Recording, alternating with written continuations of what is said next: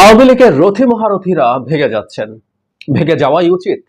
কিন্তু এই মাঠে তাদের ভেগে যাওয়াটা আমাদের কাছে একটু হতাশারও, বিশেষ করে যখন শামীম ওসমান সপরিবারে ভেগে যান। কেন একটু হতাশার সেটা আসবো, তার আগে আরেকটা নিউজ নিয়ে একটু কথা বলা দরকার বলে মনে করি, which is very important। বাংলাদেশের একজন রাষ্ট্রদূত যিনি বিদেশে নিযুক্ত আছেন, তিনি জনগণের দাবির সাথে একাত্ম হচ্ছেন। এটাও খুব গুরুত্বপূর্ণ একটা ইশারা, এবং আমরা আশা করি যারা প্রজাতন্ত্রের কর্মচারীরা আছেন, যাদেরকে আমরা সরকারি কর্মকর্তা কর্মচারী বলি, তারা এই সরকারের সাথে সহযোগিতা করা থেকে দূরে আসবেন। এটা অসহযোগিতার ডাক আছে।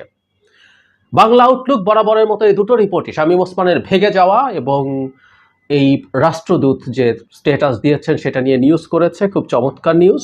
বেলজিয়াম ও ইইউ নিযুক্ত বাংলাদেশি রাষ্ট্রদূতের শোষিতের পক্ষে অবস্থান। বাংলাদেশ সময় শুক্রবার সন্ধ্যায় যিনি রাষ্ট্রদূত আছেন, ওনার নাম হচ্ছে মাহবুব হাসান সালেহ।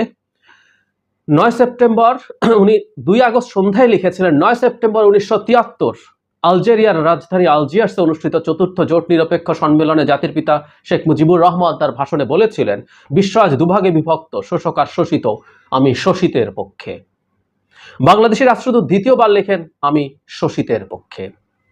আমরা বুঝতে পারছি উনি এটা যখন লিখছেন এটা খুবই গুরুত্বপূর্ণ। শুধু বেলজিয়াম না, উনি ইইউতেও বাংলাদেশের রাষ্ট্রদূত হিসাবে নিযুক্ত।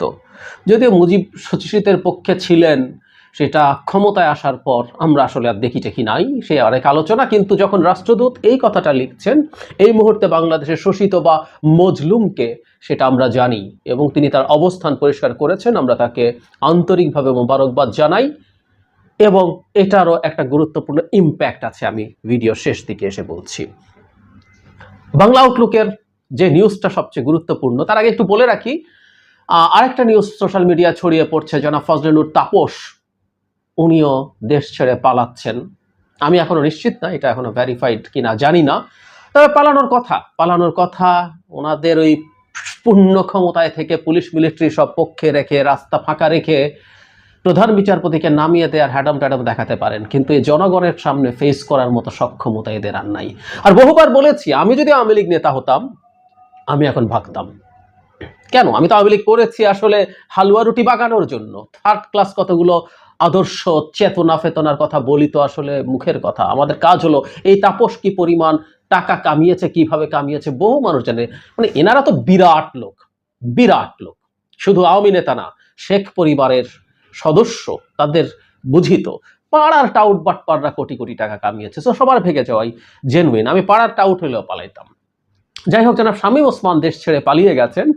আমি আউটলুক থেকে পড়ি, নারায়ণগঞ্জের সংসদ সদস্য প্রভাবশালী আওয়ামী লীগ নেতা শামীম ওসমান তার পরিবার সদস্যদের নিয়ে থাইল্যান্ড চলে গেছেন। বাংলা আউটলুকের হাতে আসা নথিপত্র অনুসারে 30 জুলাই তিনিও তার পরিবারের 5 সদস্য থাইল্যান্ড গেছেন। পরিবারের অন্য সদস্যরা হলেন শামীম ওসমানের স্ত্রী সালমা ওসমান, মেয়ে লাবিবা জোহা অঙ্গনা, ছেলে ইমতিনান ওসমান, পুত্রবধূ ইরফানা আহমেদ রেশমি ও নাতি জোহা ইফরাইম ওসমান আরজিয়ান। মাই গড, খুবই টাফ নাম। যাই হোক, তারা ভেগে গেছেন। এর আগে অবশ্য 2-1 দিন তাকে একটু কথা বলতে শুনেছি। মানে বিরাট সাহসী, মানে নিজ এলাকায় একরকম রাজত্ব চালানো, নিজ এলাকায় যাকে তাকে পেটানো, শুধু না যাকে তাকে খুন করেও যার কিছু হয় না। আমি তোকে হত্যার কথা বলছি, এই পরিবার করেছে, কিছু আসে যায় না। এবং এই পরিবারের দায়িত্ব নিয়েছিলেন স্বয়ং প্রধানমন্ত্রী Sheikh Hasina. Can you remember? সংসদে এত প্রতাপশালী একজন মানুষ ভেগে গেলেন। উনি তো খেলতে চেয়েছেন, ওনার খেলা হবে, মানে রাজনীতিকে নোংরামিতে পরিণত করার লোক। এবং এই নোংরা স্লোগানটাও শুধু বাংলাদেশ না, এটা পশ্চিমবঙ্গেও ছড়িয়ে গিয়েছিল, খেলা হবে। এবং তার সাধারণ সম্পাদক সকাল সন্ধ্যায় খেলা হবে এর কথা বলেন। প্রশ্ন হচ্ছে, চলে গেলেন কেন তাহলে খেলা ছেড়ে? এত প্রভাব, এত প্রতিপত্তি, এত হ্যাডাম আপনার, একটু খেলতে থাকতে। জনগণ আপনার সাথে খেলতে চেয়েছিল, জনগণ যে কয়েকজনের সাথে স্পেসিফিকলি খেলতে চেয়েছে, এর মধ্যে কিন্তু জনাব শামীম ওসমান আপনি একজন। জনগণের সাথে একটু খেলা, একটু দেখতাম আপনি কত খেলতে পারেন, কত খেলোয়াড়। ওই যে বললাম, নির্বিচারে খুন করতে পারে এমন একটা পুলিশ বাহিনীকে রেখে, নির্বিচারে খুন করতে পারে এমন একটা ছাত্রলীগ, যুবলীগ, আওয়ামী লীগকে রেখে এসব কথা বলা যায়? খুব ক্লিয়ারলি দেখা গেছে। আগেও পালিয়েছিলেন আপনি, আমরা দেখেছি। আপনাদের পালানো সুখকর হবে না, সেটা নিয়ে আরেকদিন কথা বলবো, আরেকবার কথা বলবো।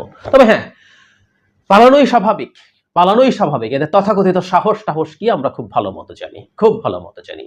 এবং যে ভিডিওর কথা বলছিলাম সেখানেও অতি কিউ কিউ করে করা করবে বলি না আমরা, যে একেবারে মিউ মিউ কিউ কিউ করে কথা বলছেন, ওখানে দাস ছাত্রদের প্রতি অ্যাপিল জানাচ্ছেন, তাদের বাবা মাকে বলছেন ঘরে নিয়ে যাওয়ার জন্য। এবং বিকল্প কি আছে? ঠিক আছে সরে যাবে শেখ হাসিনা, তাহলে বিকল্প কি? ওই তৃতীয় শ্রেণীর কথাটা।